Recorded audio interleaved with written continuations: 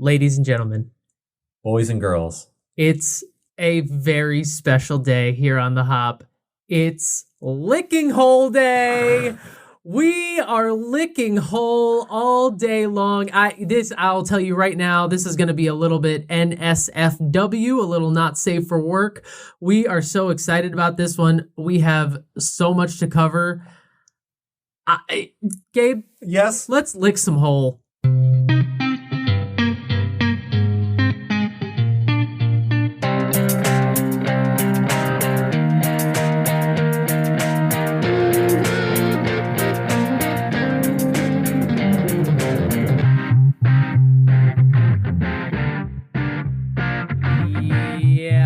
Said that. Yeah, so the jokes are just going to keep coming. We've already started laughing. We realize how immature we're going to sound for this episode. We do. You know what? We deserve this one, so we're very excited. We've worked hard for this. And here's the thing. The brewery is amazing. They're great. And on their website, they, too, make a lot of these jokes. Yes, they do. They get it. So, but the simple reality here is we were researching another episode not too long ago. I saw a news story that Lickinghole Creek Craft Brewery, blah, blah, blah, blah, blah. Who cares? And within an hour, the beer was on its way to us in the mail. Yep, because we said, like, what's the name of it? We don't care if their beer is watered down. Doesn't matter. Or has corn syrup in it. Well, we care about that, but... oh, God. Stay thirsty, my friends. We wouldn't want that, but... we saw the name and we said, go, man, go. We need this beer. And bonus for us, their beers look amazing. Yeah, like, really I cannot wait to dive into this. We have so much to cover today. Before we dive into it, at the HO Podcast on Twitter and Instagram. If you're not following that already, you are part of the problem. So get on it. We are also available on Facebook, on YouTube. Wherever you get your podcasts, Spotify, Google, or on Apple, wherever you're listening to us right now. And if you are on Apple Podcasts, rate and review on Apple Podcasts. That really helps the show. And we want to hear your feedback. And you can email the show any suggestions you have, any criticisms, or if you're offended at any of the jokes we're about to make. You can reach us at thehopod@gmail.com. We're just going to keep making them. We started off the episode by saying, let's lick some hole. So, I mean, we're already off to that start. But if you email us offended, we're going to keep doing it, but we might read your email on the show and laugh at you. It. Yeah, we'll give you a shout out. We won't say your name. We got you. But let's get into the news. The Brewers Association has approved a code of conduct for its members, and this is pretty big news. The Brewers Association has been taking some heat in the industry lately, basically taking criticism that it was too often silent in the wake of racist incidents. We have addressed on this show numerous times, and we'll do several times today, the sort of inequity in the brewing industry at the moment that sort of is finally having a light shown on it.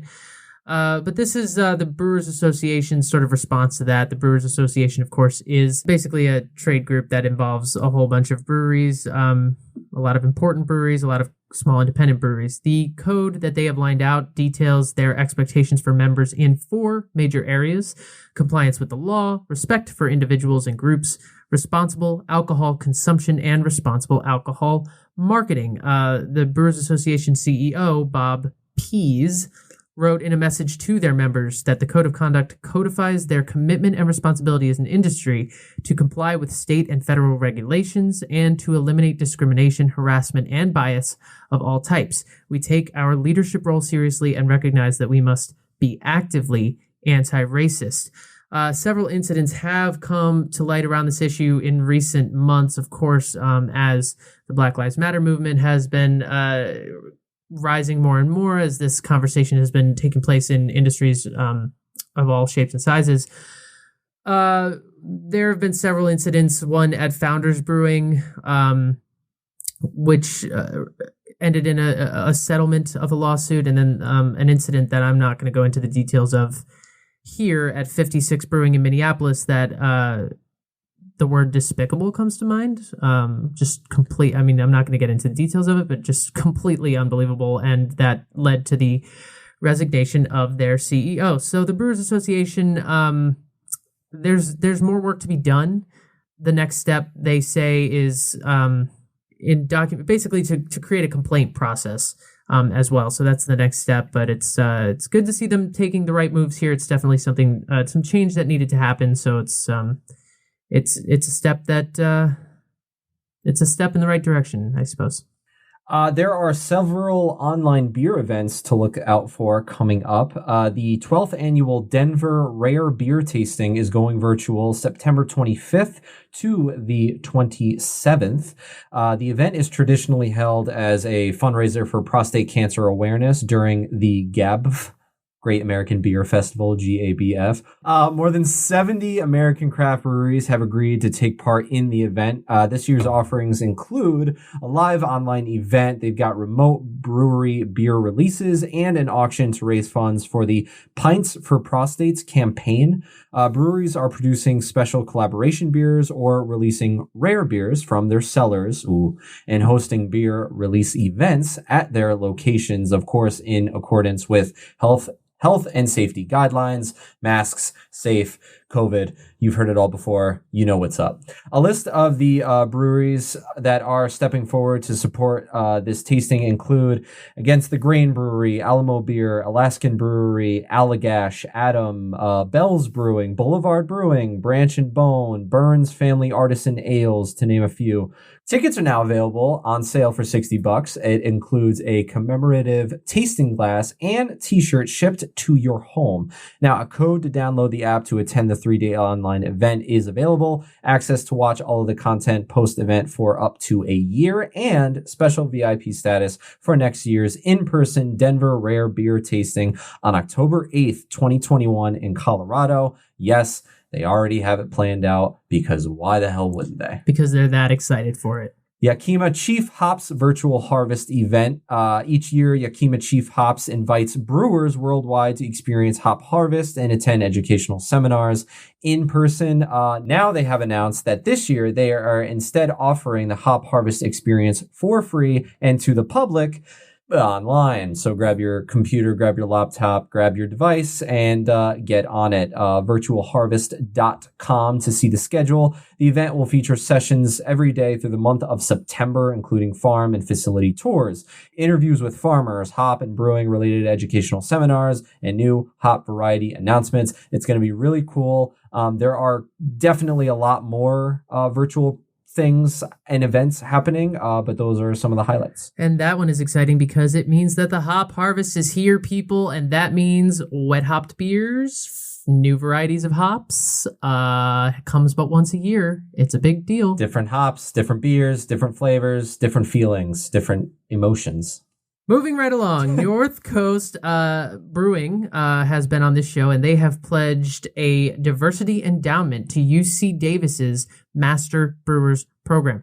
North Coast Brewing has announced a $50,000 endowment, which will launch the Mark E. Roydrick North Coast Brewing Diversity Scholarship for the brewing program at UC Davis. Recognizing UC Davis's commitment to inclusion and diversity and its reputation for brewing education, the brewery partnered with the Master's Brewer Certificate program at the school to support aspiring brewing professionals. Now, this is part of coming back to what I was talking about before, increasing diversity, inclusiveness, and representation in the beer industry. Right. CEO of North Coast, Jeff Atobany, could be saying it wrong. We don't know, said, "We're always looking for opportunities to improve our community. The tumultuous events of 2020 reinforced the need for us to make this significant commitment and lead efforts to promote diversity in the brewing industry." 24 hours later, we were on the phone with UC Davis. Now, this program, the Master Brewer Certificate program, for more than 25 years, they've been providing students with an in-depth understanding of brewing science and brewery engineering and preparing them to enter the brewing industry with the potential to rise to the highest levels. To date, this program has apparently graduated more than 850 students from more than 20 countries. And as a complete aside, I didn't know you could go to college just for brewing beer. I guess I should have figured that. This is why people keep this shit private, because if somebody had told me that, I don't know that I would necessarily, maybe I would try to minor in it or something. It's a master's program. You are not too late.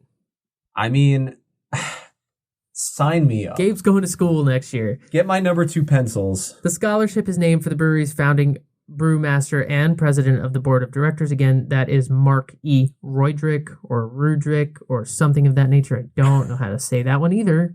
But the scholarship will provide support for entering students who are committed to diversity, have experience and or understanding of the barriers traditionally faced by people of color, and demonstrate a high potential for leadership in promoting cross-cultural understanding in the brewing industry. So big shout out to North Coast Brewing Company for being a leader and showing the beer industry how to be on the forefront of real change. Good work, guys. Good work. Hell yeah, I love North Coast. Another brewery that we've had on the show, Collective Arts, is opening a brewery and taproom location in good old Toronto. Up north, Collective Arts has taken over an existing brewery and taproom in the Trinity Bellwoods neighborhood in Toronto. They will relaunch as a Collective Arts taproom later this year. It's formerly home to The Six Brewhouse. The space will feature a 10-barrel brewhouse, taproom, patio, and retail store. In keeping with the brewery's artist-first mission, visual art is going to be displayed gallery style throughout the entire place. It's going to be really cool. Hiring is currently underway for several Collective Arts Toronto positions. So if any of these following positions interest you, I suggest you do a little Googling. If you need a job in Toronto. If you need a job up north. And finally, we've had a segment going on a few weeks in a row called This Week in Gross. Well, great news. This week, it's This Week in Yum. Thank because God. There's a lot of good happening.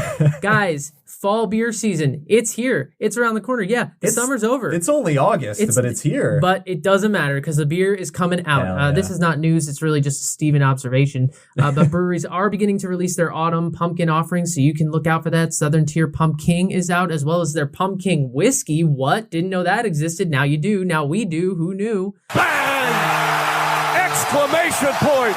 Also, Two Roads, Rosemary's Baby is finally out. Boom! Kids excited about that. And their Oktoberfest and Schlafly's Pumpkin and Oktoberfest. A bunch of other ones are coming out. So keep an eye out for that. Goose Island. I am not a fan of Goose Island, but I am fan of their Bourbon County Stout. And they have revealed the 2020 variants that will be coming out. This is a big deal, people. These beers are coveted, they are sought after, they are expensive, and a lot of times people will buy them and not even open them.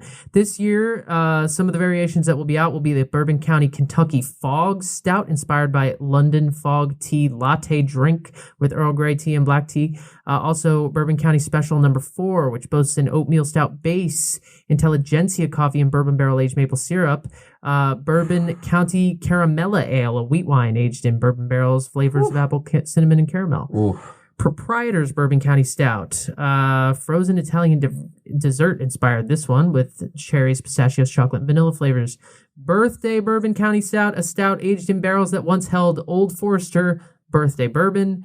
And anniversary Bourbon County Stout, a stout that aged for 2 years in Weller 12-year bourbon barrels to commemorate the 10th anniversary of Goose Island releasing this stout on the day after Thanksgiving. That is when you can get it. They come out in November, the day after Thanksgiving. That's incredible. Goose Island. Black Friday. And these bottles, I mean, this is a big deal. This apparently is like a big competition within the company. This year, 3 of the variants have come from Goose Island employees. Apparently, there's a big sort of contest that begins in January. Employees can enter to create a Bourbon County Stout, and then apparently there's some kind of insane taste test that they narrow down like potential winners from, which sounds dope. According to one employee, you come in on a Wednesday and you taste through 30 different variations of this. You see everything's good, and then you hit number 20 and your palate just fades. Yeah, well, I can imagine. And then you call an Uber home. Goose Island is Anheuser-Busch owned. Their IPA kind of sucks at this point, but their Bourbon County Stout is a big deal, and I don't even know if I've ever had one of them. I have to say, these bottles look sexy. They're like amazing. They look like they'd be our speed.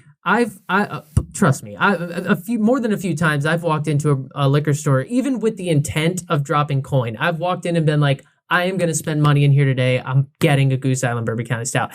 And every time it's like $40 for a 12-ounce bottle. I just, my soul. But I'm poor and other people aren't. We're cheap bastards. Yeah. So that is great. And that'll be coming out soon. And finally, to wrap up the news and notes, because I know we got to move on, I just want to point out that Black is Beautiful is popping up all over the place from breweries here, there, and everywhere. We got our hands on one, but there have been more out there. If you see one show up, get your hands on it, because not only are you supporting a great cause, but you're going to be drinking a great beer.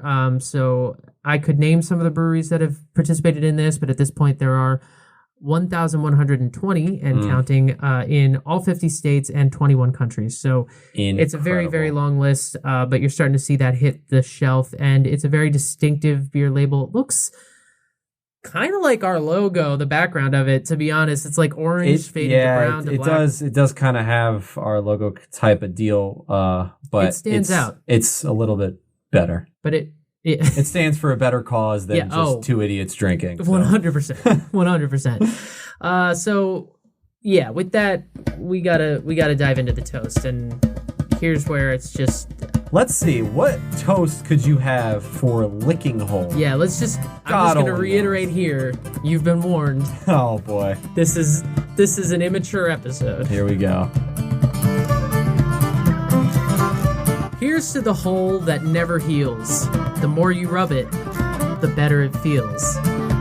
We drink to an hour of sweet repose, tummy to tummy and toes to toes. And after an hour of such delight, it's fanny to fanny for the rest of the night. Cheers, Gabe. Fanny to fanny? Cheers, Gabe. Oh my goodness. Let's do some, you want to say it this time? Let's lick some hole, bro.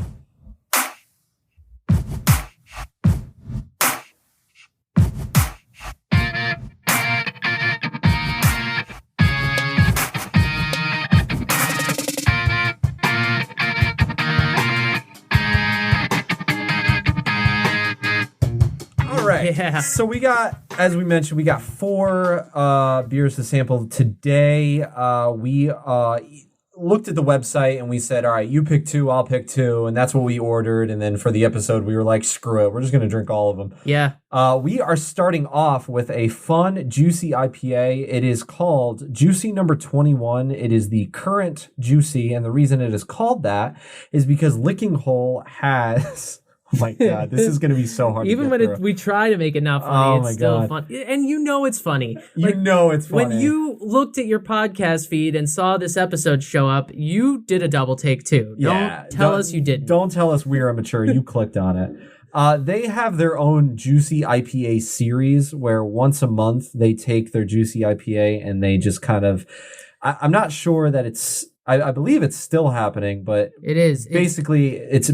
Every month they take their Juicy IPA and they change it in a little bit with ingredients and they're flavors. Completely new IPAs every month. It's not a tweak on. It's a completely new beer every month, and you can look. As an aside, their website is very hard to read. I gotta tell you that. It's just tiny font. It's just, there's a lot happening. It's very hard to read. But like, if the first ever one of these, which I guess would be 21 months ago, was a blood orange IPA with there you go. That was dry hopped, and then after that it was an Imperial 9.8%er.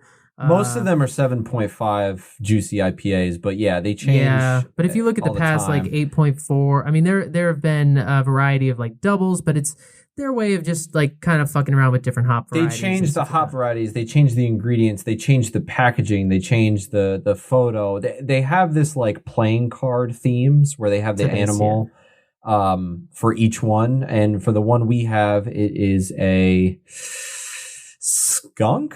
I believe that's a skunk.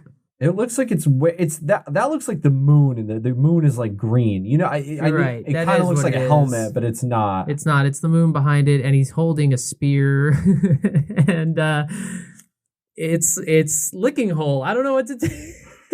This beer is coming in at a fun 7.5%. As we mentioned on the SRM chart, we're looking at it's a very hazy, dark yellow.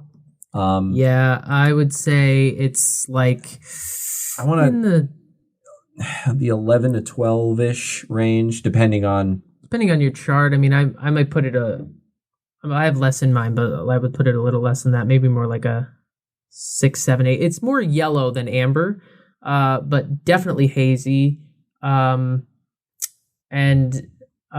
mean, like so hazy it looks like a milkshake. It looks like orange juice. Yeah, it's completely it looks like thick orange opaque. Juice. Beer Advocate has yet to review it. Untapped gave it a 3.95. I had some really good head retention. I had a soft, pillowy head that went away over time. A little bit of lacing, side of the glass. Always nice to see. And I'm drinking out of I'm just drinking a little sample. On the nose, I mean, you get definite tropical citrus. Grapefruit comes into play. Mango for sure. Yeah, it's one of those like... a lot of sweetness, but it's maybe a little coconut. I don't get coconut on the nose. I can see where that is, though, because what there is to me is like, it's not only the sweet citrus, but it's also like a really prominent malt or grain bill, this like complex sort of like... I think there's like oats in there. There's this like creamy grain bill that I think, like on the nose, I don't get coconut, but I do get a sweetness, which I think is the malt coming through. This is one of those beers that I feel like I can't smell this, but I feel like we're going to taste it. Very, very hoppy. Yeah, and it's got hops in it that I'm not as familiar with. Sabro and Azacca hops are leading the charge on this one. Yeah, Lickinghole. Oh God! You laughed at it, not me. Has said their new favorite hop is the Sabro hop, and from their website, Lickinghole Creek Brewers explore the boundaries of the juicy, hazy IPA style with each batch. Each card has a new animal face and tagline to complement and inspire unique creativity. Love this deck of cards. There is one new hazy, juicy IPA a month, flowing from the creativity and boundary-breaking brewers of Lickinghole Creek. Expect huge notes of tropical paradise, mango, coconut, mandarin orange, and banana dance across your tongue. All of that tropical goodness is wrapped in a velvety blanket of wheat, oats, and barley. We hope you get as much joy from this beverage as we do. Let's find out, shall we? Let's lick some hole.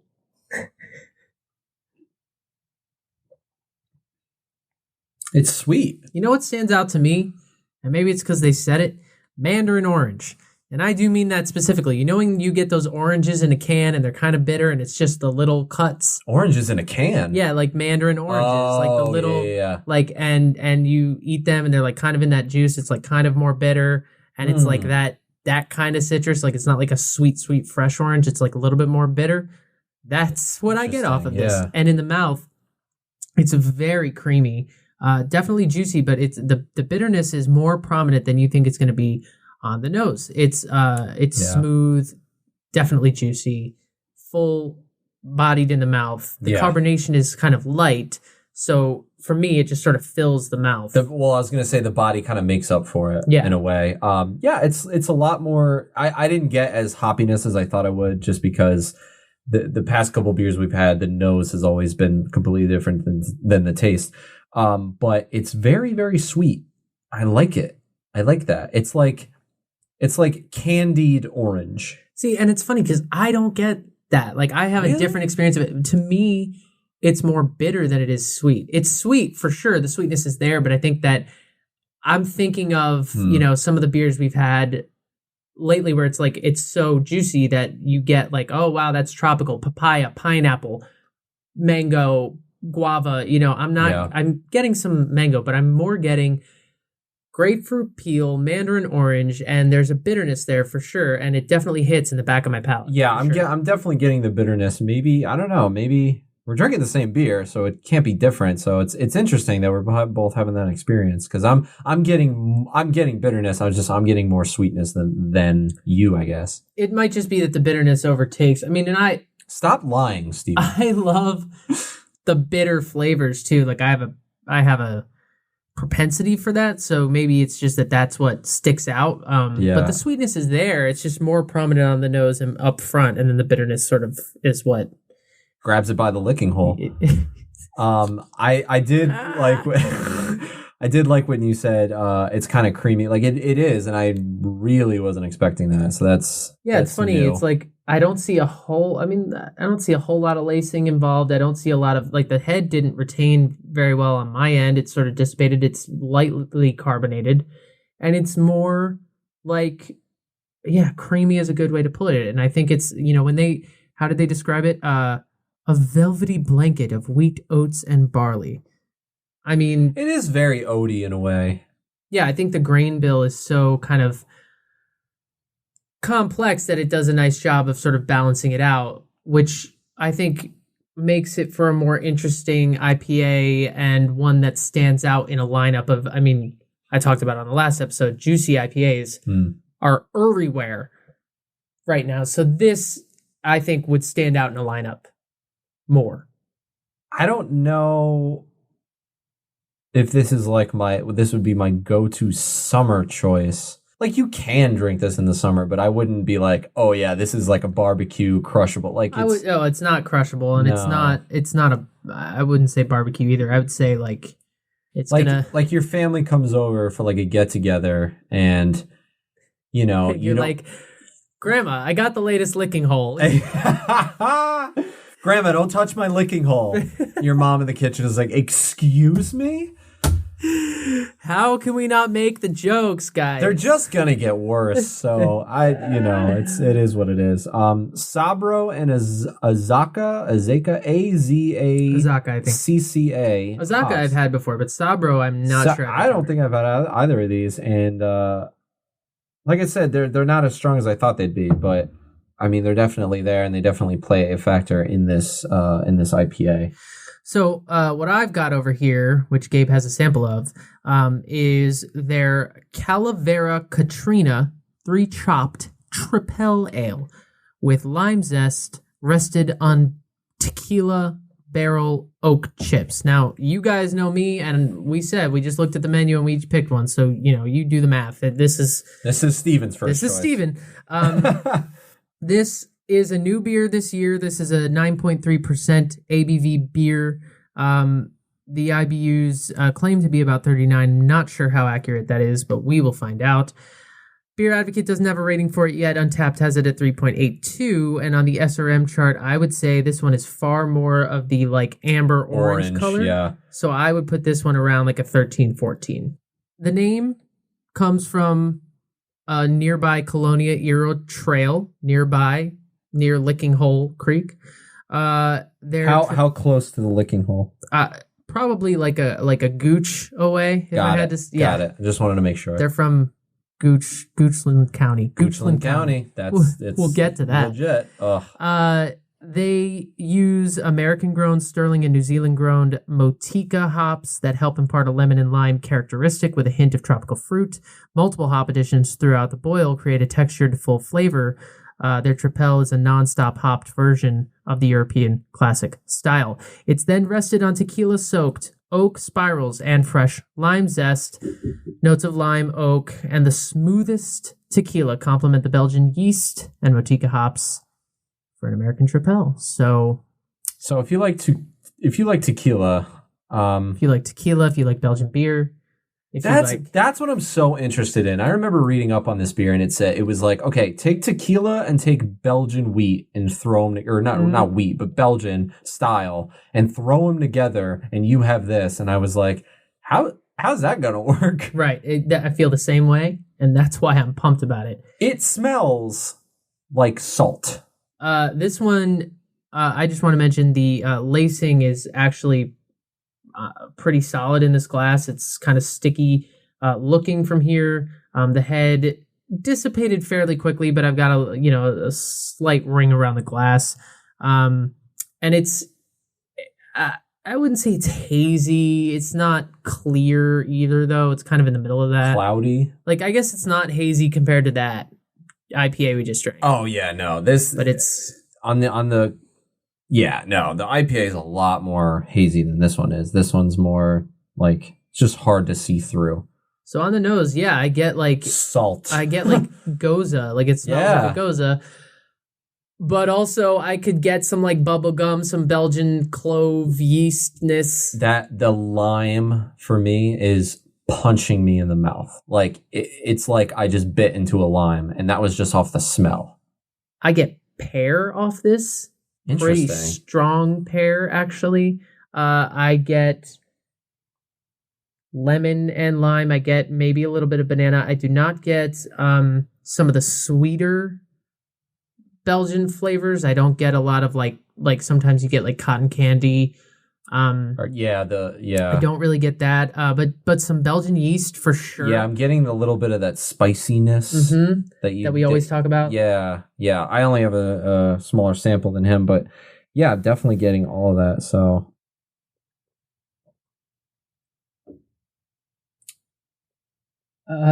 This is like if you took a lime and squeezed it in a Belgian style beer. Hold on, I need a minute. Steven's collecting his thoughts. I don't know if I'm on the positive or negative. I think I'm on the positive, but yeah, it's very, very citrusy and yeasty at the same time, which is a complex party in my mouth. When you said it's like somebody squeezed a lime into a Belgian Tripel, I think you hit it on the head. I mean, I don't get tequila necessarily up front. It's there. It's not like a margarita. No, it's more like a goza or like this like sweet lime thing that just sort of piques your interest. But then just when you start to think about it, it moves to the back of your mouth and the bitterness and all the other stuff in your palate, and the Belgian yeast kind of takes over. The spice is there, the clove, the banana, all the things that we normally associate with that. The tequila just, I think, does add a little bit of complexity, and like we said, this kind of bitter citrus thing that is just like whispering in the background at you. Like it's super smooth. I would categorize this beer as dangerous. Yeah. Because this is a 9.3%er, and if you wanted to have a crazy night, you'd crush 2 of these, but it's so easy to drink. There's no carbonation feel. It's not really full in the mouth. It just goes down so easily. It tastes like a party. Like you're at a party and someone handed you a drink and was like, yeah, this is for everyone.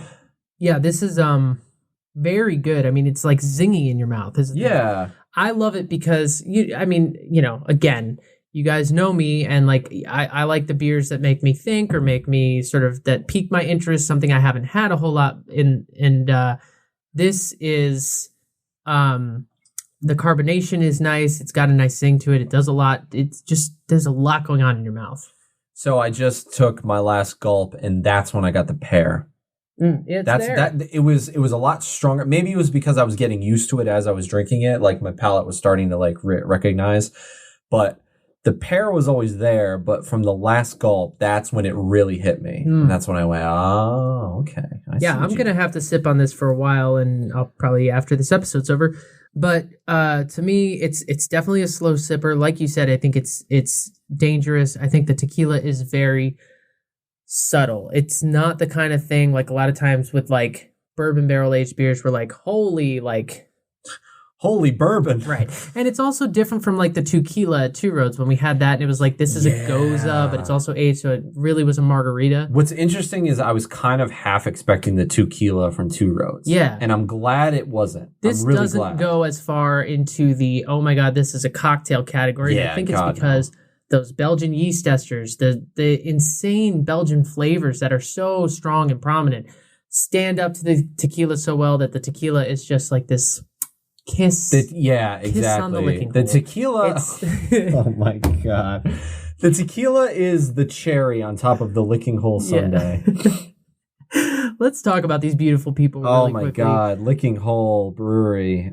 Virginia's award-winning farm brewery. They're located on 290 pristine acres in, and we're not kidding, Goochland County, Virginia. Goochland. From the brewery. This is from their website. Do not look up Gooch. Urban Dictionary. And as an aside, I genuinely thought, oh, this will be funny. I'll read the definition of gooch as the toast. And then I read it and I was like, I cannot say this on the podcast. You can. It would just be, it's just so, it's not even like, it wasn't even funny. It was just wrong. We felt bad afterwards. I felt unclean. They are a farm brewery. They are located in Goochland County, about 35 miles west of Richmond and about 35 miles east of Charlottesville. They have a mission of making innovative and premium beers for beer lovers. They say that sometimes their brewery is hard to find, but because of the nature of their operation, they offer, small batch flavor, experimental things that are hard to come by. Just the beers we're citing today are just an example, and they do focus heavily on locally sourced ingredients and flavors. Yes. Now, I've been to farm breweries before. I was at one, we posted about it on the story a week ago. I was at a farm brewery, and it's great because this is a place that literally, like, the stuff that's in your beer, for the most part, they grow it. I mean... Yeah, it's straight just from their farm, straight to the can that the beer is coming in. Barley, hops, berries, pumpkin, and whatever they can't find, they source from local farmers.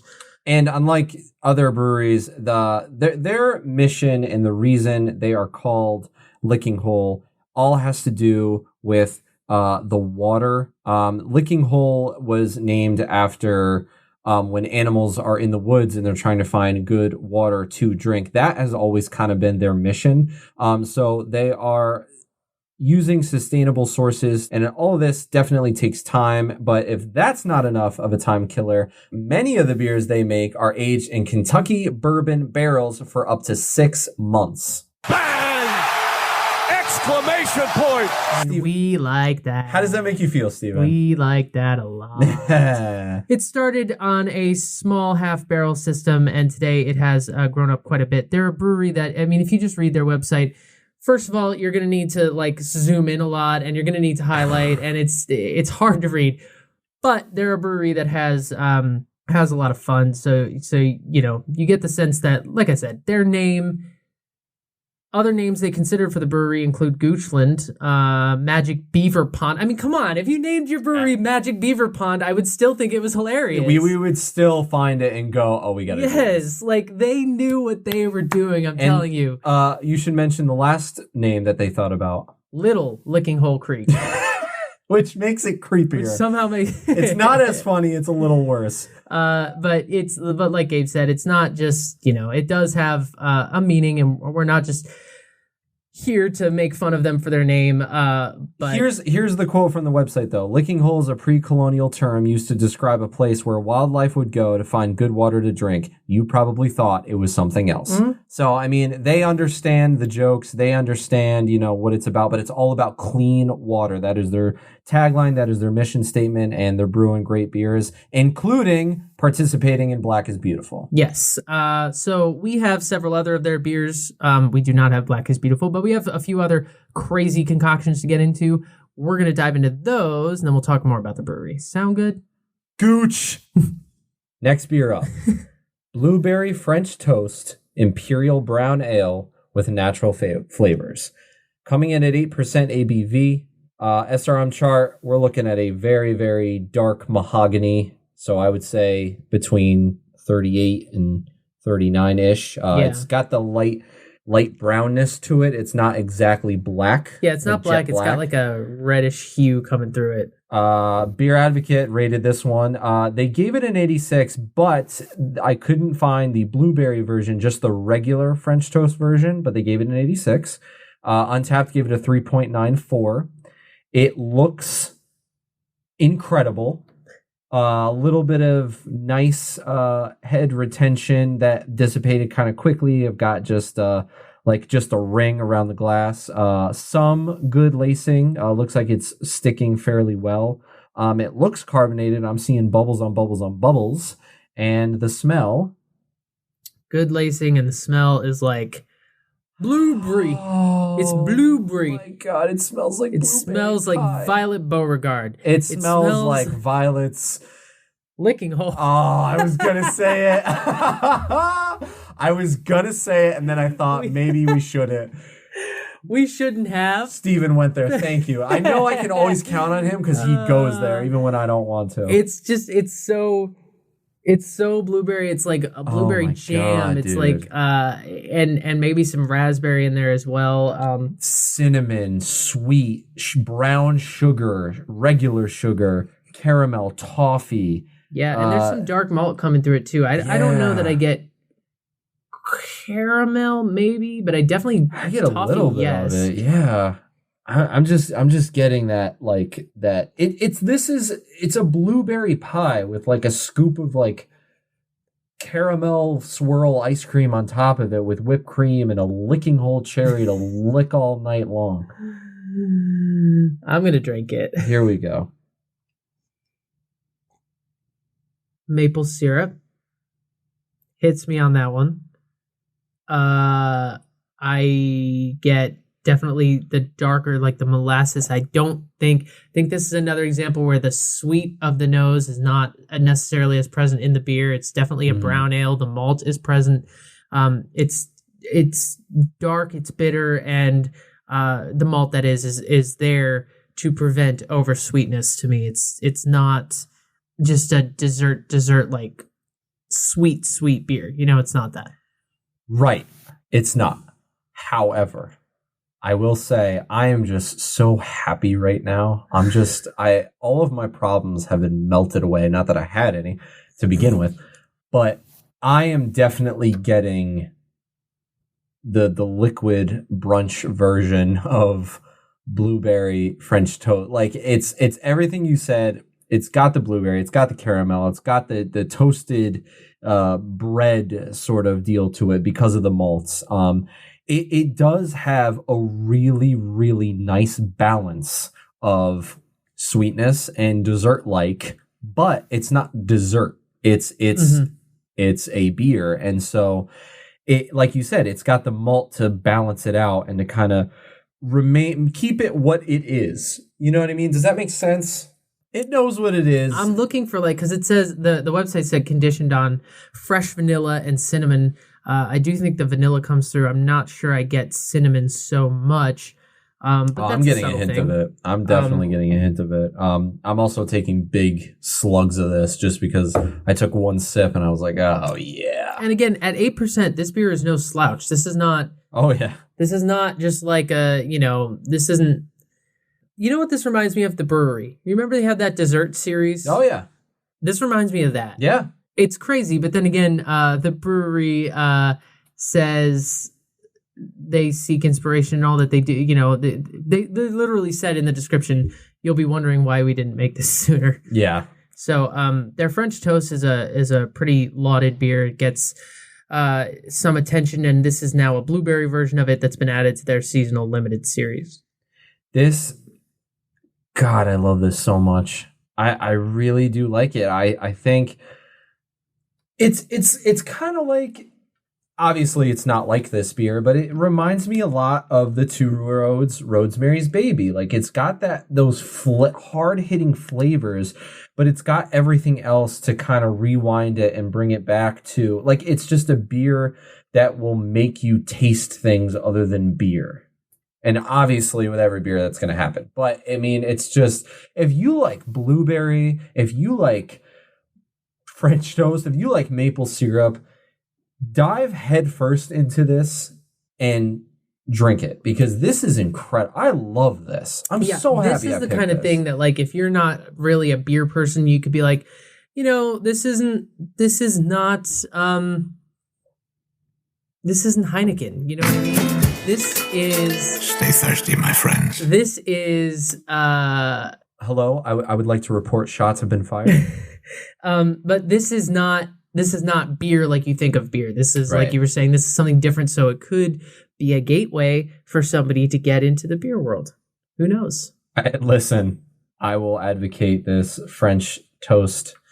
It's so complex and simple at the same time, yet it's flavorful. It makes you want to go back for another sip. It's not like, with the tequila one, it was good, but it was like, ooh, okay, like I this is a specific flavor. I mean, this one, it's not dessert, but it's like dessert. It makes you want to go back to it.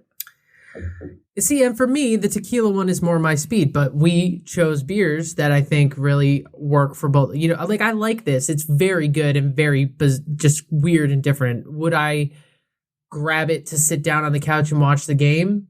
Hell yeah. For me, I'd be like, it'd have to be after dinner. You know what I mean? Like it's yeah, very okay, sweet. I'll give you that. Yeah, it would have to be after dinner. But when I say it's very sweet, I do not mean that it's over sweet. I just mean it's like a little sweet right, for me. correct. Yeah, I don't want to overhype the sweetness and the flavors. It's not, it's not like, oh God, it's too sweet. No. It's balanced perfectly. And what I have over here, and I'm going to try to do this as quickly as possible. I am aware this episode may run a little long, but you know what? We apologize. We're Lickinghole. We've been waiting for this. You can't put a time limit on Lickinghole, guys, okay? Sometimes you got to do it for a long time, and you got to just commit. We are the worst. Oh my God. We're going to get removed off of Apple Podcasts. It's tagged as explicit. Thank God. All right. I have the Absolute Coup of Enlightened Despot. It's a bourbon oak spiral aged Russian Imperial Stout. That sounds beautiful to me. That's why I bought it. This is new this year. It's a modern twist on an old favorite. Their Enlightened Despot is overtaken by the Upstart aged on bourbon oak spirals. So basically they took another one of their beers, the Virginian Black Bear. They aged that on bourbon oak spirals for 2 years, and they created this Absolute Coup of Enlightened Despot, which is an Imperial Stout. And basically they took the Virginia Black Bear and added everything I love. It's like the Virginia Black Bear on steroids, more or less. And like specifically tailored for Stephen. Yeah. 10 specialty grains comprise the backbone of the beer with notes of dark chocolate and roasted coffee. They also have a vanilla version of the Virginia Black Bear. We're not drinking that. It just exists. This beer is 9.3% ABV.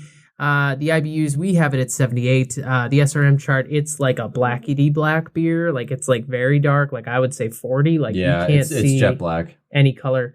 The head was this like nice brown tan head. It's dissipated into a ring around the glass, and it's kind of this like honeycomb thing I got going on with some decent lacing. Untapped has it at 4.08. I mean, right off the nose, chocolate and vanilla. That's a fun little combo that I'm getting on my nostrils. Yeah. It smells toffee-like. It smells very stout-like, especially an Imperial Stout.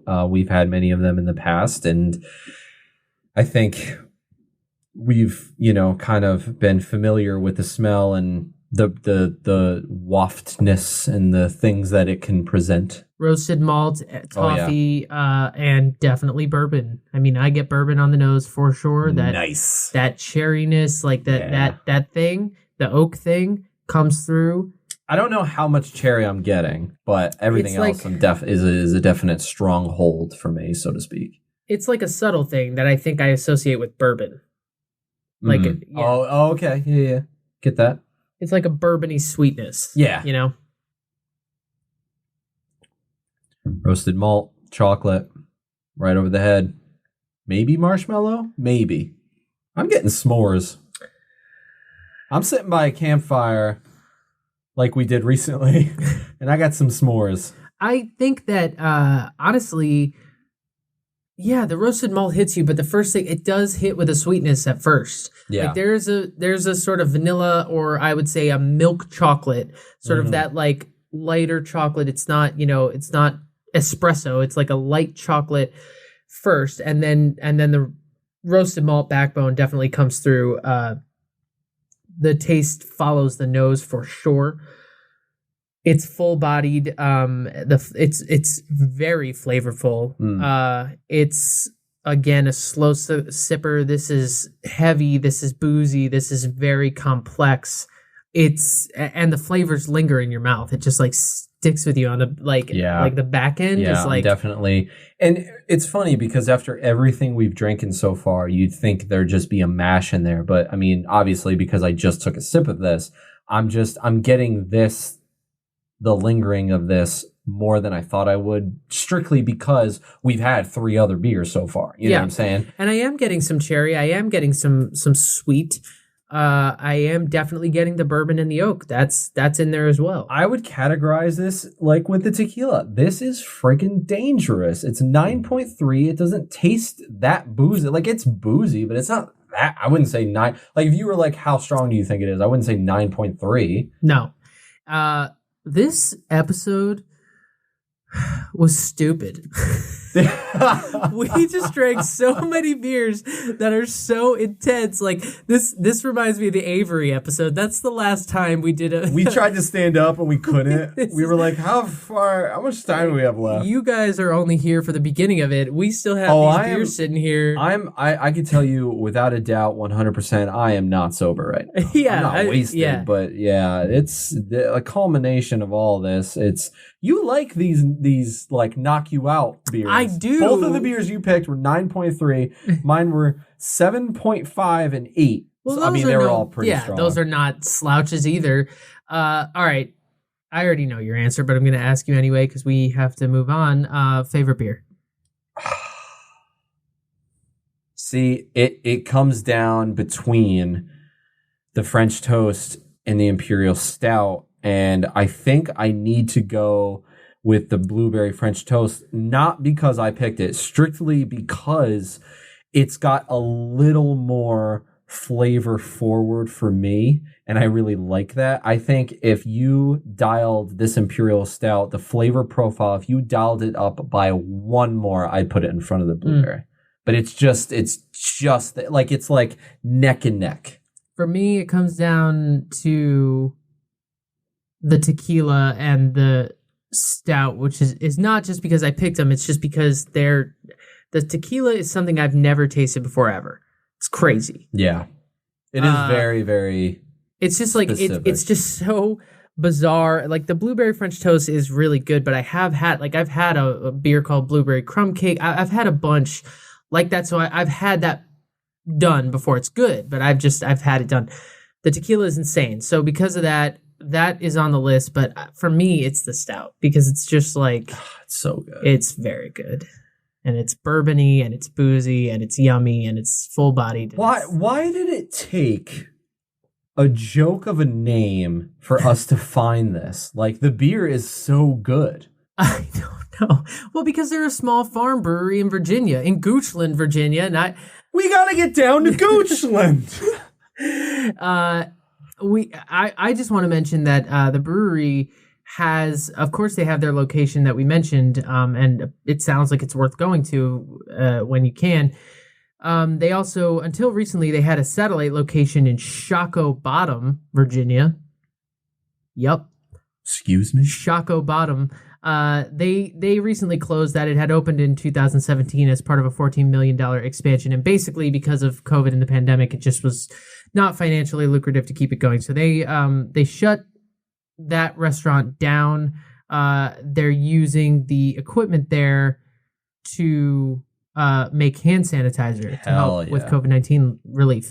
But instead of operating that restaurant, Lickinghole is now adding distilling to their Goochland operation. They're creating spirits such as vodka, whiskey, and gin. And so what does that mean, people? They are bringing hooch to the gooch! Bang! Give it to me, Mike! Exclamation point! Come on, that's great. We deserve an Emmy for this great. episode. We deserve a daytime Emmy for this episode. This is easily my favorite episode ever. They're bringing hooch to gooch! And what's on tap at the brewery? I mean, just so much. We talked about their Juicy IPA series. They have a ton of beers. You can look through their... They have quite a lot of beers. I was surprised for the way they described it and how they're kind of small operation farm brewery. Like, they have a lot of beers. I mean, even on their website, like when you click on the beer section, it's like at the top, it says like in tiny font, yeah, we've brewed a few beers or something like that. And then like you look through it and it's, they have a year round, they have their flagship beers, which their Nuclear Nugget is an Imperial IPA. Their Chopt Tripel is the baseline for the tequila one that I'm drinking. They have a spiced Imperial Stout, a blonde ale, and then they have their year-rounders. And as we mentioned, they have different versions of the beer we had. So we had the blueberry French toast. They have a regular French toast. Yep. We have the Despot and Imperial Stout. They have the other version of that. It's the same logo. It's just he's not eating a cake. They have a carrot cake Imperial Amber Ale, which we are not... Excuse me? We thought about getting. They also have a rare barrel series, which is like, I can't, I mean, it makes my heart sing. I mean, Magnificent Pagan Beast is a bourbon barrel mega ale and a labor of love. The monster of a beer's reputation precedes it. It is 17.5%. Oh my God. ABV. They have a rum barrel aged coconut delight. They have a rum barrel aged bachelor's delight. They have the Great Commander, which is returning in 2021. That's 13.5% spiced with cocoa, vanilla, cinnamon, cayenne, and 5 specialty peppers. Gabe, stay away.